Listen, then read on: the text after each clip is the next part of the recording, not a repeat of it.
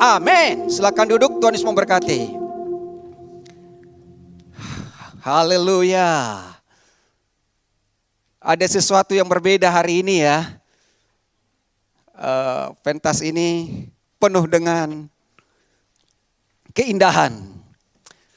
Keindahan dari Tuhan tentunya. Dan bertepatan hari ini juga adalah sekaligus ulang tahun House of Grace yang ke-8. Kita sudah melihat dan menyaksikan segala kebaikan Tuhan dalam perjalanan pelayanan ini. Penyingkapan rahasia Tuhan itu sendiri lewat Roh Kudus-Nya dan lewat firman Tuhan yang hidup yang adalah Tuhan sendiri. Yang terus menguatkan dan memberkati kita dan membangun kita di dalam kasih Tuhan itu sampai kepada garis finish ya. Dan hari ini kita akan mendengarkan kembali firman Tuhan dengan tema murid Kristus. Minggu lalu kita sudah mendapatkan kebenaran firman Tuhan tentang akhir zaman dan penghakiman Tuhan. Jadi judul ini adalah murid Kristus dan ini ada dalam firman Tuhan. Jadi saya pastikan saya tidak akan dihakimi menyampaikan tema ini ya. Tapi kalau saya buat misalnya banyak berdoa, banyak berkat, ini perlu dihakimin lagi katanya. Ya, jadi saudara murid Kristus. Nah, ini murid Kristus ini udah sering kita dengarkan, tetapi kita akan diingatkan kembali sesungguhnya yang disebut murid Kristus itu seperti apa ya. Dan Nabi Yesaya jauh-jauh telah menubuatkan tentang murid ini.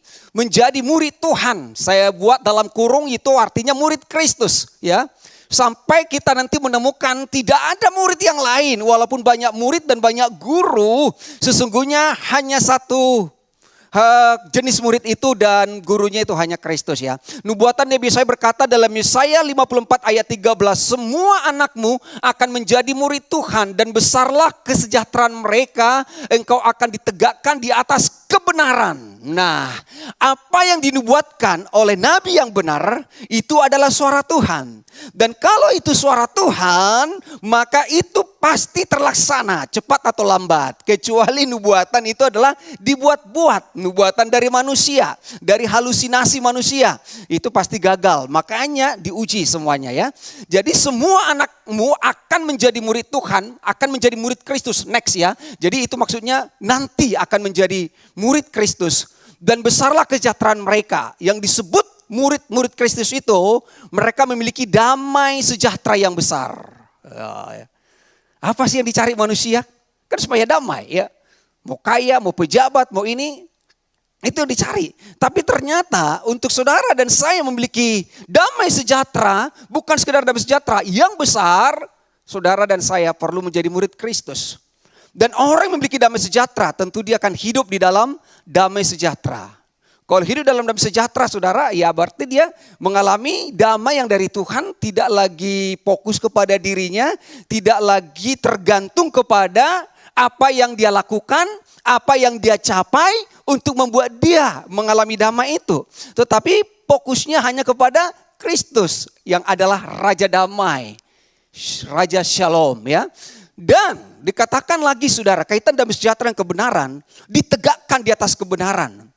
Jadi kita bersyukur bahwa di pelayanan ini saudara dan saya benar-benar dibangun dan ditegakkan di atas kebenaran. Kebenaran yang mana? Tentu kebenaran Kristus ya. Jadi kita sebagai murid itu ditegakkan di atas kebenaran. Dunia ini boleh bergoncang, tapi saudara tidak akan tergoncang. Kenapa? Karena kita ditegakkan di atas kebenaran. Dan kerajaan itu adalah kerajaan kebenaran, kerajaan Tuhan sendiri ya. Itulah yang disebut murid-murid Kristus. Itu masih nubuatan. So gimana realisasinya? Kita lihat berikutnya. Nah, Yesus mengatakan kepada murid-murid saudara, ini adalah pesan besar kepada murid-murid, jadikanlah semua bangsa muridku, murid Kristus. Ya, banyak sekarang murid beredar di mana-mana. Banyak bangga menjadi murid seseorang, punya guru yang hebat. Tetapi ini mengingatkan saudara dan saya, jadikanlah semua bangsa muridku. Matius 28:18, Yesus mendekati mereka dan berkata, kepadaku telah diberikan segala kuasa yang di sorga dan di bumi. Karena itu pergilah Jadikanlah semua bangsa muridku dan baptislah mereka dalam nama Bapa dan Anak dan Roh Kudus, dan ajarlah mereka melakukan segala sesuatu yang telah kuperintahkan kepadamu, dan ketahuilah aku menyertai kamu senantiasa sampai kepada akhir zaman. Tentang akhir zaman sudah dikupas di tempat ini, saudara, berseri. Bagi orang-orang Kristen pada umumnya, akhir zaman sesuatu yang menakutkan. Takut menghadapi akhir zaman. Tapi bagi saudara dan saya, akhir zaman aman-aman aja ya. Karena Tuhan menyertai saudara sampai akhir zaman. Nah, jadi yang disebut murid Kristus itu adalah dia harus mau belajar. Ya, dia mau belajar, mau diajar, mau belajar dari kebenaran, mau diajar tentang kebenaran. Bukan tentang teologi, bukan tentang yang lain. Barulah dia sebut menjadi murid Kristus. Nah, jadi sudah dinubuatkan dari Nabi Yesaya, semua anak-anakmu akan menjadi murid Kristus. Dan Yesus sendiri mengatakan, jadikan semua bangsa muridku atau menjadi murid Kristus. Kita lihat berikutnya lagi. Kamu benar-benar muridku, murid Kristus. Nah, saudara, benar-benar muridku. Ada kata benar-benar. Jadi nanti kita akan temukan ada orang-orang yang memang tidak benar murid. Walaupun mereka ada di dalam kelompok murid, tapi mereka tidak benar murid. Sama sekali tidak murid. Kemudian ada juga yang benar murid. Benar murid tapi dia belum benar-benar murid. Gitu loh. Jadi udah murid tapi sebenarnya nggak murid. Udah benar murid tapi belum benar-benar murid. Dan saudara dan saya, Tuhan mau saudara benar-benar murid. Ya, bukan sekedar murid, tapi benar-benar murid. Kita akan lihat nanti ya. Maka katanya kepada orang-orang Yahudi yang percaya kepadanya, jikalau kamu tetap dalam firman-Ku. Nah, ini yang pertama, saudara ya. Tetap di dalam firman-Ku, tetap konsisten. Tetap di dalam firman-Ku, bukan keluar masuk. Kamu benar-benar adalah murid-Ku. Nah, jadi yang Tuhan mau bukan sekedar murid, tapi benar-benar murid. Ya, benar-benar murid. Dan kamu akan mengetahui kebenaran, dan kebenaran itu akan memerdekakan kamu. Ya, jadi yang disebut benar-benar murid Kristus, ya, yang disebut benar-benar murid Kristus yang pertama, dia itu tetap tinggal di dalam firman Kristus, ya. Jadi bukan kadang kepada kekuatan sendiri, usaha sendiri, nubuatan-nubuatan manusia. Tetapi dia benar-benar tinggal di dalam firman Kristus. Hanya satu, firman Kristus. Kemudian mengetahui kebenaran Kristus. Mengetahui kebenaran Kristus dan mengalami kemerdekaan dari Kristus. Nah, yang tiga ini kita akan jelaskan lebih jauh lagi. Yang pertama, tinggal di dalam firman Kristus. Yohanes 15 ayat 7. Jikalau kamu tinggal di dalam aku dan firman-Ku tinggal di dalam kamu, mintalah apa saja yang kamu kehendaki dan kamu akan menerimanya. Dalam hal inilah Bapa-Ku dipermuliakan, yaitu jika kamu berbuah banyak dan dengan demikian kamu adalah murid-murid-Ku. Jikalau kamu tinggal di dalam aku dan firman-Ku tinggal di dalam kamu. Jadi tinggal di dalam firman Kristus itu artinya saudara tinggal di dalam kasih Kristus. Karena kesimpulan firman itu dari Kejadian sampai Wahyu sudah sering dikatakan bahwa Tuhan itu adalah kasih. Tinggallah di dalam kasih Tuhan. Bukankah Adam awalnya tinggal di dalam kasih Tuhan? Bahkan ketika dia pun sudah melanggar perintah Tuhan dengan memakan buah dari pengetahuan yang baik dan yang jahat, Tuhan tetap menarik dia untuk tinggal di dalam kasih-Nya. Ya, jadi tinggallah di dalam Kristus, tinggallah di dalam firman Kristus, hiduplah di dalam kasih. Itulah yang membuat saudara dan saya berbuah. Memang orang-orang agamawi saudara banyak berbuah, tapi buahnya itu bagaimana? Kita sudah dengarkan minggu lalu, buah itu semua akan diuji. Buahnya itu apakah benar-benar pure ya, dari emas atau hanya dari jerami, dari kayu dan semuanya. Jadi semuanya itu kelihatan ada buahnya, tetapi belum tentu itu murni ya. Jadi tinggallah di dalam Kristus, tinggallah di dalam firman-Nya, hiduplah di dalam kasih. Sangat-sangat sebenarnya semakin kita mengerti, ikut Tuhan itu tidak susah sebenarnya ya. Ikut Tuhan itu malah enak sekali saudara ya.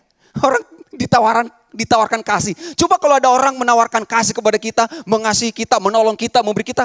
Saudara gak curiga, saudara tenang, saudara aman, saudara damai. Itu manusia. Walaupun kadang-kadang manusia ada udang di balik bakwan gitu kan. Gak selalu tulus loh, gak selalu tulus manusia. Tapi kalau Tuhan itu tulus mengasihi saudara dan saya. Jadi tinggallah di dalam Kristus, jangan pernah keluar. Tinggal ya di dalam Dia, tinggal di dalam firman-Nya, jangan dengarkan firman-firman yang lain. Betul-betul saudara tinggal di dalam firman Kristus yang itu tentang kabar baik, semua tentang Yesus, semua tentang perbuatannya yang sudah selesai dan sudah sempurna satu kali untuk selamanya. Yang kedua, mengetahui kebenaran Kristus. Ya, banyak orang menggali kebenaran-kebenaran seluk-beluk iblis lah, ya kan? Sehingga mereka kerjanya doa peperangan. Tengking sana, tengking sini. Waduh, banyak menyelidiki. Tapi Paulus bilang, aku tidak mau menyelidiki hal itu semuanya. Tapi yang saudara selidiki adalah tentang kebenaran Kristus. Yohanes 8:32, dan kamu akan mengetahui kebenaran dan kebenaran itu akan memerdekakan kamu. Jadi untuk mengetahui kebenaran, seorang murid harus mau belajar. Ya, belajar mengetahui kebenaran. Supaya Tuhan singkapkan, Tuhan wahyukan kebenaran itu kepada kita. Ya. Jadi kalau kita belajar mengetahui kebenaran, kita tidak akan terjebak kepada kendali agamawi, saudara ya, kepada teologi doktrin yang dibangun oleh manusia untuk membenarkan agamanya, membenarkan ajarannya, membenarkan golongannya. Tapi benar-benar kebenaran Kristus. Sebab kalau kebenaran dunia, kebenaran manusia itu tidak memerdekakan. Sebaliknya justru membelenggu. Mengintimidasi, mengikat saudara. Ya, tapi kebenaran Kristus itu memerdekakan. Itu makanya dikatakan memberikan damai sejahtera. Roma 3:21, tetapi sekarang tanpa hukum Taurat, kebenaran Allah telah dinyatakan seperti yang disaksikan dalam kitab Taurat dan kitab para nabi, yaitu kebenaran yang Allah, yaitu kebenaran Allah karena iman dalam Yesus Kristus bagi semua orang yang percaya. Ya, jadi ketika kita menempatkan iman kita di dalam Kristus, Allah memperhitungkan kebenaran sempurna Kristus kepada kita supaya kita dapat tampak sempurna di hadapannya. Luar biasa. Jadi saudara, kebenaran Kristus, kita tinggal di dalamnya, maka saudara dan saya akan kelihatan sempurna di hadapan Tuhan. Tapi kalau kebenaran kita selalu ada kurangnya, ada cacatnya. Tapi kalau kebenaran Kristus itulah yang sempurna. Jadi saudara dan saya sudah dibenarkan dan menerima kebenaran Tuhan. Tinggallah di dalam kebenaran Kristus. Itulah kebenaran yang sesungguhnya. Kalau kita tidak akan pernah mencapai kebenaran menurut ajaran apapun. Walaupun pernah ada seorang muda mengatakan ketika dia bertanya kepada Yesus, guru yang baik apa yang harus kulakukan supaya aku beroleh hidup yang kekal? Mengapa kau katakan aku baik? Tentu kau tahu hukum Musa, lakukanlah semuanya. Aku sudah melakukannya sejak masa mudaku. Tapi kenyataannya masih ada yang kurang. Walaupun dia merasa sudah melakukan hukum Musa atau hukum Taurat, dia sendiri masih sadar. Walaupun dia gak paham, gak mengerti, tapi ada kekosongan, ruang hampa di dalam hidup dia. Ternyata untuk hidup yang kekal itu dia belum yakin. Sekalipun dia sudah melakukan semuanya aturan-aturan itu. Saudara ya, sampai ditantang Yesus, tinggal satu lagi. Juallah seluruh hartamu dan ikutlah aku. Menjual bukan soal sekedar transaksi jual beli, tetapi bagaimana dia harus melepaskan dirinya dari semua usahanya, dari semua kekuatannya, dari semua kemampuannya, dari semua apa yang dimiliki untuk mendapatkan Kristus. Dan ketika saudara dan saya mendapatkan Kristus, maka kita mendapatkan semuanya dengan nilai yang jauh lebih tinggi daripada apa yang kita miliki. Ya, itulah kebenaran Kristus. Sekarang kebenaran agamawi. Nah ternyata ada kebenaran agamawi nih. Nah, di sinilah banyak orang Kristen berada saudara ya. Sebenarnya ini adalah orang yang belum lahir baru. Tetapi orang yang sudah anak Tuhan pun bisa terjebak lagi. Saudara-saudara, keinginan hatiku dan doaku kepada Tuhan ialah supaya mereka diselamatkan. Nah berarti belum diselamatkan ini. Sebab aku dapat memberi kesaksian tentang mereka bahwa mereka sungguh-sungguh giat untuk Allah. Heran juga loh saudara ya. Orang belum diselamatkan aja bisa sungguh-sungguh giat untuk Allah. Saya yakin murid Kristus pasti lebih giat untuk Allah. Amin. Ya. Ini orang belum diselamatkan giat untuk Allah. Kenapa mereka giat untuk Allah? Supaya diselamatkan. Lalu murid Kristus giat untuk Allah kenapa? Karena sudah diselamatkan. Itu saja perbedaannya. Mereka ini giat untuk Allah supaya mereka diselamatkan, mendapatkan berkat dan semua apa yang mereka rindukan. Tapi saudara dan saya sebagai murid Kristus kita giat untuk Tuhan. Karena kita sudah menerima semuanya. Tetapi tanpa pengertian yang benar. Nah ini tanpa pengertian yang benar. Karena diajarkan oleh pengajar-pengajar yang tidak benar. Diajarkan doktrin-doktrin yang tidak benar. Sebab oleh karena mereka tidak mengenal kebenaran Allah, tapi yang mereka kenal adalah kebenaran agama, kebenaran manusia sendiri, cuma pengetahuan tentang yang baik dan yang jahat. Dan oleh karena mereka berusaha untuk mendirikan kebenaran mereka sendiri, maka mereka tidak takluk kepada kebenaran Allah. Inilah orang-orang agamawi saudara. Tapi saudara dan saya apa? Ini kabar baiknya. Kita sebagai murid Kristus memiliki pengertian yang benar. Itu pengertian yang benar. Jadi mindset kita ini sudah dibaharui, Roma 12 ayat 2. Kita sekarang memiliki pengertian yang benar tentang Kristus. Ya, kita memiliki pengertian yang benar. Lalu kita mengenal kebenaran Allah. Bukan kebenaran manusia. Bukan kebenaran agama ya. Bukan kebenaran usaha perbuatan kita. Kebenaran Allah yang kita tahu. Kalau kita mengerti kebenaran Allah dan kita juga takluk kepada kebenaran itu.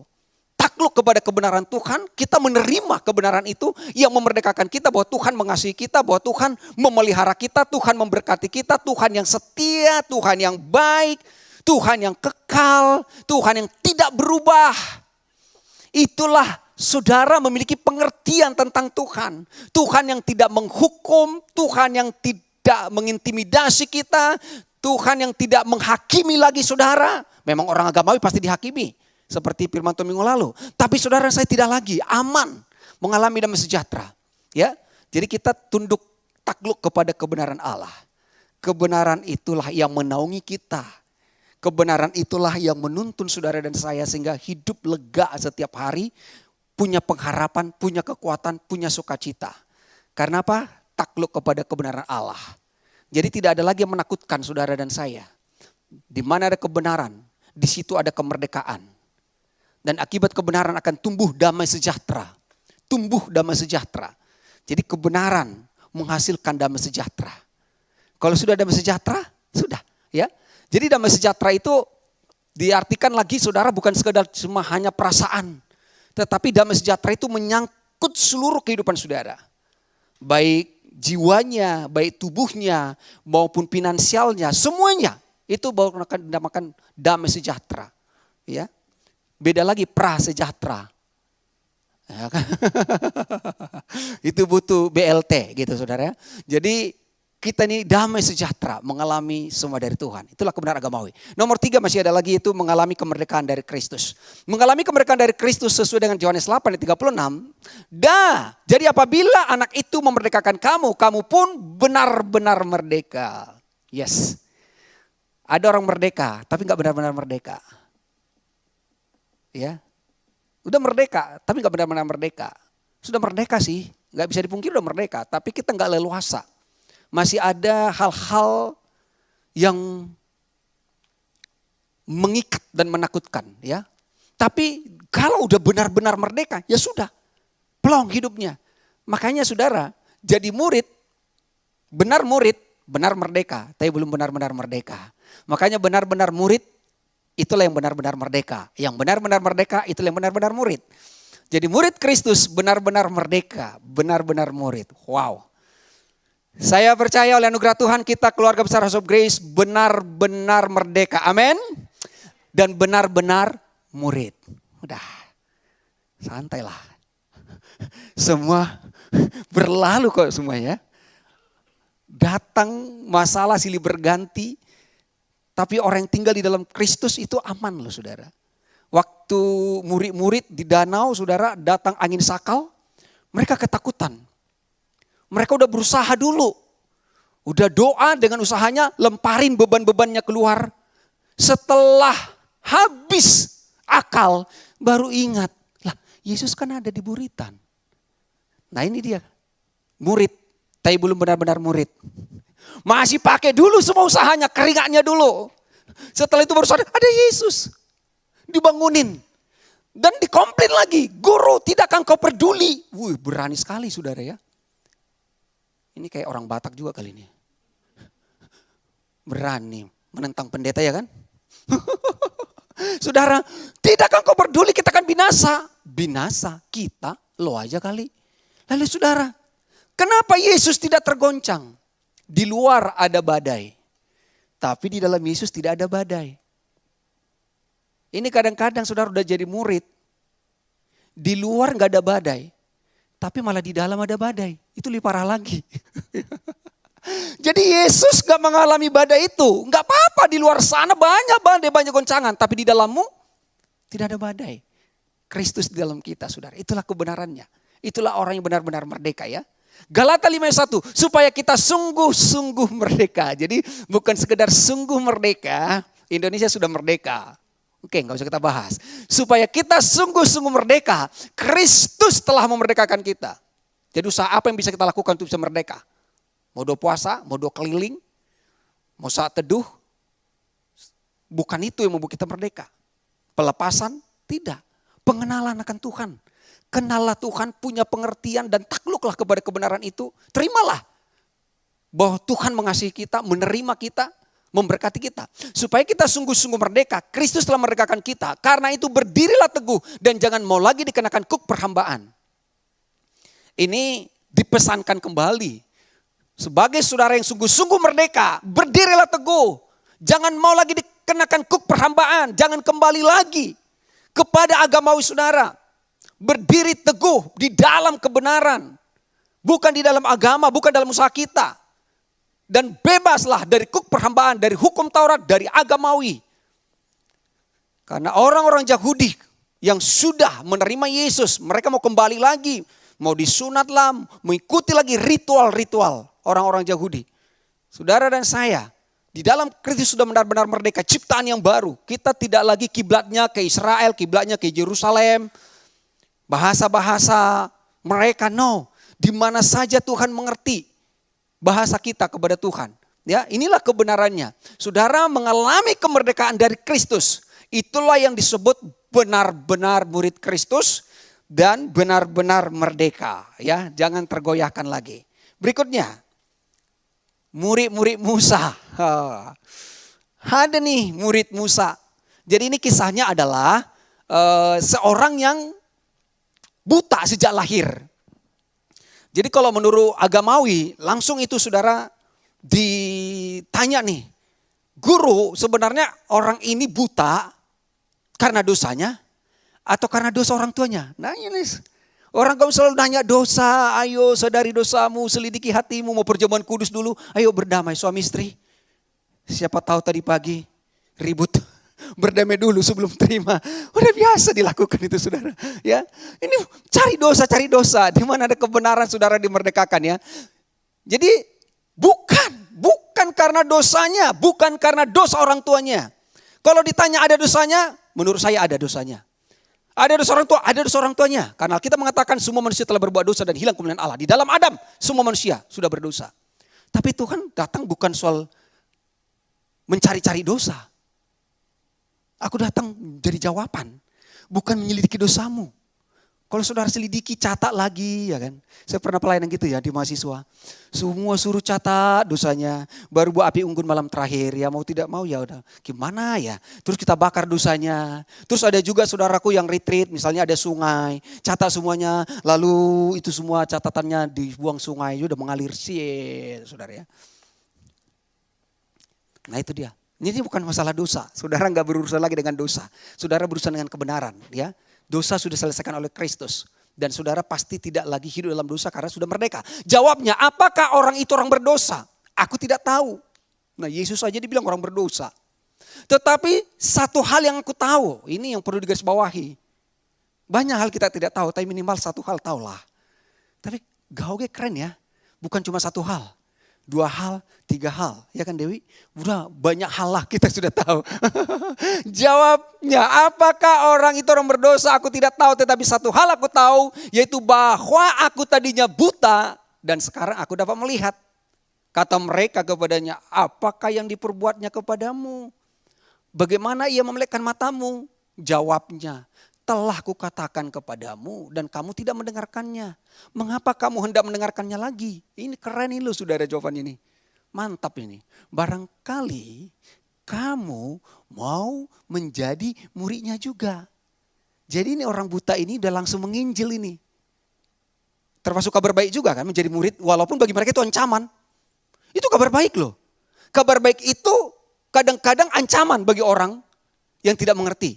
Barangkali kamu mau menjadi muridnya. Padahal kalau jadi murid, wah luar biasa. Kok secepat itu ya? Hanya percaya, ayo kamu nanti akan diajar jadi murid. Barangkali kamu jadi muridnya. Tapi langsung dijawab. Sambil mengejek nih saudara ya. Sambil ngeledek nih. Sambil mengejek mereka berkata, engkau murid orang itu. Tapi kami murid-murid Musa. Lebih hebat mana? Murid Kristus atau murid-murid Musa? Tapi banyak di luar sana menjadi murid-murid Musa, murid-murid pendeta, murid-murid gereja. Karena gereja pernah suatu masa tren dengan pemuritan. Jadi di mana-mana pasti ada gurunya. Sebenarnya saya murid Pak Hongki, tapi kalau saya bilang saya murid Pak Hongki nanti Pak Hongki dihakimi lagi. Jadi saudara kita ini murid Kristus, kita semua dibawa kepada Kristus. Tapi kalau di luar sana tanya saudara, pasti murid siapa kamu? Oh ini guru saya, ini mengajari saya, ini bapak rohani saya. Banyak saudara ya, itu bangga mereka. Engkau murid orang itu, tetapi kami murid-murid Musa. Orang-orang Farisi bangga menjadi murid-murid Musa. So jangan bangga menjadi murid manusia saudara. Walaupun pendeta itu hebat, pendeta besar, badannya besar, semuanya besar.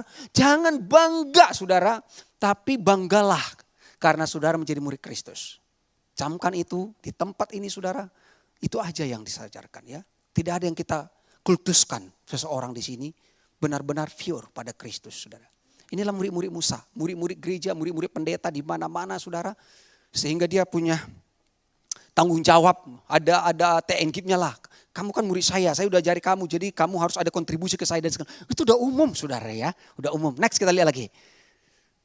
Murid, nah ini murid-murid Musa oke lah ya. Murid-murid, ini ada murid yang mengkhianati Yesus. Yudas Iskariot. Ini benar murid kagak. Apalagi benar-benar murid. Jadi Yudas Iskariot ini gak benar murid ini. Palsu ini. Apalagi benar-benar murid. Jadi ini belum benar murid. Tapi herannya saudara ada di kalangan murid gitu. Matius 6, 26-14. Kemudian pergilah seorang dari ke-12 murid itu yang bernama Yudas Iskariot kepada imam-imam kepala. Ia berkata, apa yang hendak kamu berikan kepadaku supaya aku menyerahkan dia kepada kamu? Mereka membayar 30 uang perak kepadanya. Dan mulai saat itu ia mencari kesempatan yang baik untuk menyerahkan Yesus. Waktu Yesus masih berbicara datanglah Yudas, salah seorang dari ke-12 murid itu. Dan bersama-sama dia serombongan besar orang yang membawa pedang dan pentung disuruh oleh imam-imam kepala dan tua-tua bangsa Yahudi. Apa dilakukan Yudas? Menjual Yesus. Banyak viral ya, orang-orang menjual Yesus. Siapa yang menjual Yesus? Adalah orang yang memang belum pernah jadi, bukan benar murid. Walaupun dia sudah ada di kalangan gereja, di kalangan orang Kristen ya. Itulah yang menjual Yesus, menjual imannya, menjual demi apapun. Demi uang, demi jabatan, demi pasangan hidup dan lain segala macam saudara ya. Ini benar-benar belum mengalami Kristus. Sekalipun dia ada di kelompok itu, saudara ya. Inilah murid yang mengkhianati Yesus. Sorry ya, bahwa kelompok ini masih banyak. Oh, usah pusing lah, saudara ya. Banyak ini yang mengkhianati Yesus, saudara ya. Banyak, saudara. Nah, kita lihat berikutnya. Murid yang mengundurkan diri. Nah, ini mengundurkan diri ini juga beda tipis dengan yang mengkhianati, saudara. Jadi sayang ya, mereka udah Kristen, udah melayani, udah punya atribut, atau mungkin dia sudah orang-orang dari teologi juga. Tapi Yohanes 6:60, sesudah mendengar semuanya itu, banyak dari murid-murid Yesus yang berkata, perkataan ini keras, siapakah yang sanggup mendengarkannya? Mulai dari waktu itu banyak murid-muridnya mengundurkan diri.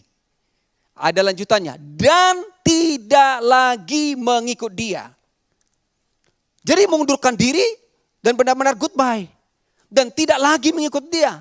Selesai. Beda dengan Petrus, nanti kita lihat. Dia pernah pergi tapi balik lagi. Tapi ini mengundurkan diri dan tidak lagi mengikut dia. Jangan saudara terpesona. Mohon maaf, ini juga bisa melayani di tim musik, melayani di apapun. Tapi kenyataannya inilah mereka, saudara. Ini semua masuk di dalam penghakiman ini, saudara. Masuk semua. Next, kita lihat lagi sedikit lagi, saudara ya.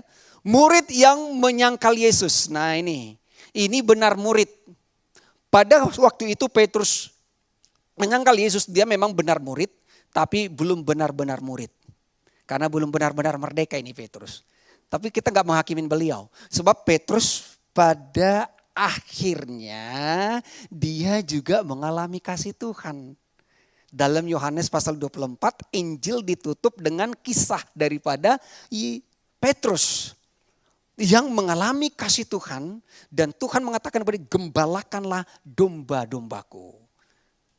Tuhan juga berkata kepada Petrus, di atas batu karang ini aku mendirikan jemaatku. Jadi itu bukan jemaatnya pendeta. Bukan dombanya pendeta. Kadang-kadang gitu ya, kepleset ya. Oh, jemaat kami udah sekian. Enggak ada. Ini semua jemaat Tuhan. Makanya orang yang ngomong-ngomong jemaat kami, jemaatku, itu semua akan diambil. Kaki Dian itu kan jemaat. Akan diambil, dipindahkan kepada orang-orang yang benar-benar sudah murid Kristus untuk bisa memuridkan mereka. Ya, saudara. Simon Petrus berkata kepada Yesus, Tuhan, kemanakah engkau pergi? Jawab Yesus, ke tempat aku pergi engkau tidak dapat mengikuti aku sekarang. Tetapi kelak engkau akan mengikuti aku. Kata Petrus kepadanya, Tuhan, mengapa aku tidak dapat mengikuti engkau sekarang? Aku akan memberikan nyawaku bagimu. Jawab Yesus, nyawamu akan kau berikan bagiku. Sesungguhnya aku berkata kepadamu, sebelum ayam berkokok engkau telah menyangkal aku 3 kali. Lah dia saudara, bahwa kemana aku pergi engkau tidak dapat mengikut aku sekarang. Berarti Petrus ini sudah murid, tapi belum benar-benar murid. Sudah lahir baru, sudah anak Tuhan. Next kamu akan ikut aku, tapi belum sekarang ya. Tuhan udah pastikan kau, udah kasih garansi. Walaupun kau begini, kau menyangkal aku, saya sudah pegang keselamatanmu, saya sudah jamin kau akan mengikut aku. Kau akan bersama dengan aku nanti ya. Tapi bukan sekarang. Ya saudara, akhirnya Petrus menyangkal. Kenapa? Karena bergantung kepada kekuatan sendiri. Sebenarnya Petrus ini adalah Petrus, batu. Batu itu kan, law itu kan batu ya. Hukum Taurat itu kan batu, dingin, keras. Jadi Petrus itu sebenarnya melambangkan orang-orang yang sudah ikut Tuhan, tapi masih dipengaruhi oleh agamawinya, masih dipengaruhi dengan kental hukum Tauratnya. Makanya suatu kali dia mendapat penglihatan, diberikan binatang, hewan yang berkaki 4, oh itu haram. Gak boleh, gak pernah kami makan. Tuhan bilang apa saya katakan haram, jangan kau bilang haram. Kok kamu lebih rohani gitu ya. Nah itu saudara. Jadi itulah tipikal Petrus.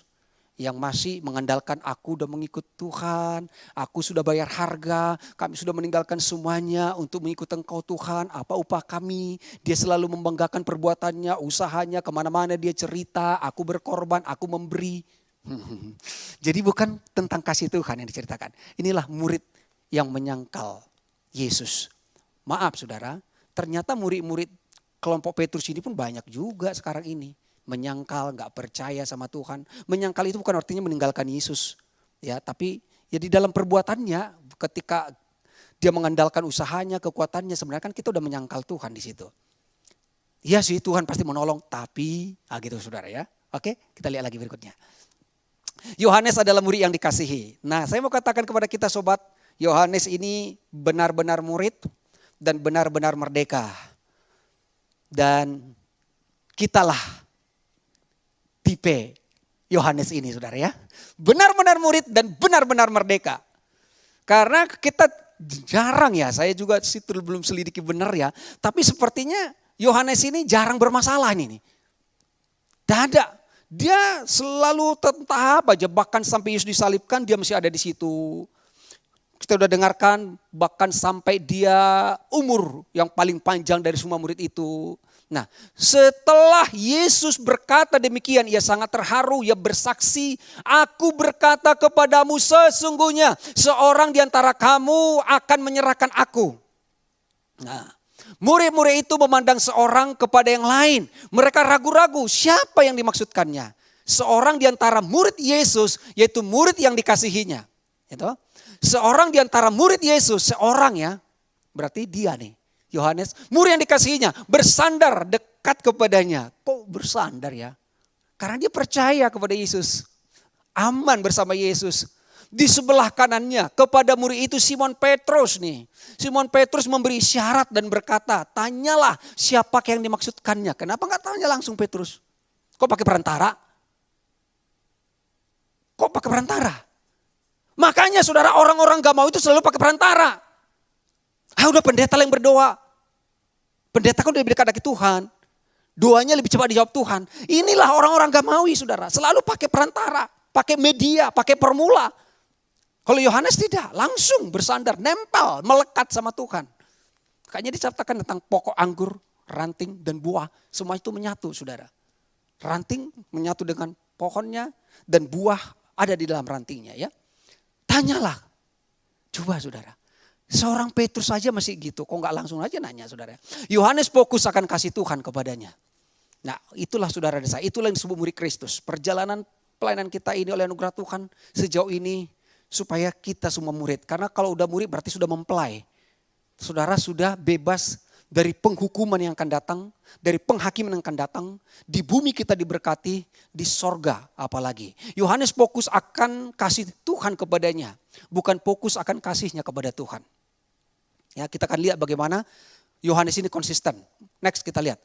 Ini tinggal 2 slide lagi.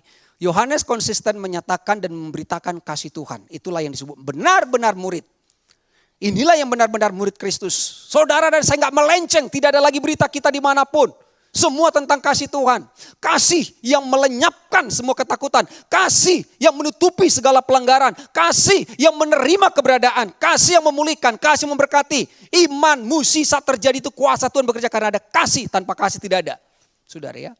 Semua kasih. 1 Yohanes 3:1. Lihat konsistennya Yohanes memberitakan tentang kasih. Kalau kita baca Yohanes, surat Yohanes, mulai dari Injil Yohanes. Lihatlah betapa besarnya kasih yang dikaruniakan Bapa kepada kita. Betapa besar, betapa besar. Yohanes 3:16, karena begitu besar kasih Allah. Lihatlah betapa besar kasih yang dikaruniakan Bapa kepada kita, saudara dan saya, murid-murid Kristus ini. Sehingga kita disebut anak-anak Allah. Dan memang kita adalah anak-anak Allah. Karena itu dunia tidak mengenal kita. Sebab dunia tidak mengenal Dia. Ya, orang-orang gak mau tidak mengenal kita. Aneh. Dia berpikir tentang kita. Apaan sih? Aneh bagi mereka. Tidak lazim bagi mereka. Wajar dunia tidak mengenal saudara dan saya. Karena kita ini berasal dari sorga. Lihatlah betapa besar kasih Allah. Jangan ragu, ditekankan. Benar-benar kita anak Tuhan. 1 Yohanes 4:16, kita telah mengenal dan telah percaya akan kasih Allah kepada kita. Saudara mengenal, saudara percaya. Mengenal dan percaya. Ada orang mengenal tapi tidak percaya. Ada orang mencoba percaya tapi belum mengenal. Semuanya abu-abu saudara. Jadi kita mengenal dan percaya. Saudara harus percaya kepada siapa saudara yang kenal. Kenal Tuhan, saudara percaya pada Dia. Kita telah mengenal dan telah percaya akan kasih Allah kepada kita. Nah, kasih Allah kepada kita.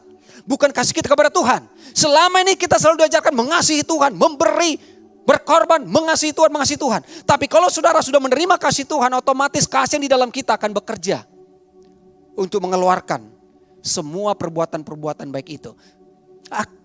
akan kasih Allah kepada kita. Allah adalah kasih. Ya.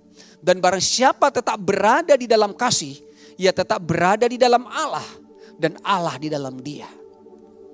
Jadi kita tinggal di dalam kasih Bapa, Tuhan dalam kita, kita dalam Kristus, Kristus dalam kita. Murid Kristus itu mengenal kasih Tuhan. Itu disebut benar-benar murid ya. Saudara dan saya sebagai murid Kristus, kenallah kasih Tuhan. Mengenal kasih manusia kita bisa kecewa. Mengenal kasih Tuhan, karena kasih manusia ada syarat. Tapi kasih Tuhan itu tanpa syarat. Murid Kristus tahu bahwa Tuhan itu adalah kasih. Bukan Tuhan menghukum, bukan ada lagi hal-hal yang lain. Teologi-teologi yang dibangun oleh manusia, saudara enggak terperangkap lagi di sana. Saudara benar-benar tahu Tuhan itu adalah kasih. Itulah yang membuat saudara bebas dan merdeka dari semua apapun. Dari diri sendiri, dari kekuatan iblis, bahkan dari intimidasi tekanan agama. Murid Kristus itu mendapat pewahyuan. Ini satu lagi. Kita harus jadi murid untuk mendapat pewahyuan dari Tuhan ternyata. Kalau kita nanti kita hanya mereka-reka. Hanya mencoba menafsirkan, membaca dan membandingkan berbagai versi, bahasa. Itu yang biasa kami lakukan sebagai pendeta sebelum dulu mendapatkan pewahyuan. Itu pasti begitu saudara. Baca buku sana, baca buku sini. Ternyata semua akan dibakar Pak John ya. Buku saya sudah semua lepaskan. Saya jarang membaca buku-buku itu lagi. Kalaupun ya carilah yang benar-benar sudah mendapatkan pewahyuan dari Tuhan ya. Jadi murid Kristus itu mengenal kasih Tuhan. Tuhan adalah kasih dan mendapat pewahyuan. Ini pewahyuan itu bukan dari pendeta loh saudara ya. Pewahyuan itu langsung dari Tuhan. Itu hubungan saudara dengan Tuhan. Kayak yang terakhir. Nah kita adalah murid Kristus. Itulah saudara saya. Kita adalah murid Kristus. Sebagai murid Kristus ketahuilah. Keren ya. Aku menyertai kamu senantiasa. Siapa yang disertai senantiasa sampai pada akhir zaman? Saudara yang benar-benar murid Kristus ini. Ya. Disertai Tuhan senantiasa. Senantiasa. Senantiasa itu berarti kan dalam segala keadaan, dalam segala situasi, dalam segala zaman. Ya, mau zaman apapun yang akan terjadi jungkir balik, Yesus ada di sana. Mau badai pun datang, kalau kita sudah mengalami kasih Tuhan, sebenarnya kita akan tenang. Seperti Yesus tenang di buritan itu. Tapi karena mereka belum benar-benar murid, makanya mereka takut mengalami goncangan itu. Ya, dilindungi dari masa kesukaran di akhir zaman. Ya, itu sudah jelas disampaikan tentang akhir zaman yang ada di kitab Wahyu. Saudara dan saya dilindungi. Kita tidak tenggelam di dalam lautan agamawi. Tapi saudara diangkat naik saudara ya. Di dalam kemuliaan Tuhan. Jadi jangan takut. Kita sudah menjadi murid-murid Kristus. Dan kita memerintah bersama Kristus. Memerintah. Bagaimana saudara? Siapa yang memerintah bersama Yesus? Murid-murid Kristus lah yang akan memerintah. Siapa mendapatkan mandat ilahi? Murid-murid Kristus. Siapa mendapatkan perintah amanat agung? Murid-murid Kristus. Siapa mendapatkan pewahyuan di Pulau Patmos? Murid-murid Kristus. Siapa yang namanya? Yohanes. Siapa menjadi mempelai? Murid-murid Kristus. Siapa yang bisa memuridkan? Murid-murid Kristus. Siapa yang mengalami kemerdekaan? Yang sampai ke tanah Kanaan. Seperti Yosua dan Kaleb. Saudara yang benar-benar mengalami kasih Tuhan. 2 Timotius 2:12a. Jika kita bertekun, kita pun akan ikut memerintah dengan dia. Jika kita tidak setia, dia tetap setia. Karena dia tidak dapat menyangkal dirinya. Haleluya. Kita tidak bisa mengandalkan kesetiaan kita. Karena kesetiaan kita itu tidak konsisten. Tapi saudara, bergantunglah kepada kesetiaan Tuhan. Tuhan yang setia, Tuhan yang mengasihi kita. Tuhan adalah kasih. Kenallah Tuhan saudara.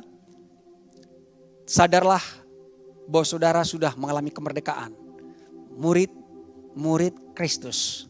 Orang yang benar-benar spesial di mata Tuhan. Seperti Yohanes. Sebenarnya bukan Tuhan yang membeda-bedakan, tetapi saudara dan saya lah. Bukan Tuhan yang mengatakan ini lo paling kukasihi, tapi respon kita lah, pengenalan kita lah. Karena itu bukalah hati kita, kenallah Tuhan, dapatkanlah pewahyuan itu. Supaya kita benar-benar tidak lagi dipengaruhi oleh situasi yang ada di luar dan tidak dipengaruhi oleh agamawi. Tuhan Yesus memberkati kita semuanya. Kita adalah murid-murid Kristus, benar-benar murid Kristus. benar-benar merdeka di dalam Kristus. Tuhan Yesus memberkati, selamat ulang tahun House of Grace. Haleluya.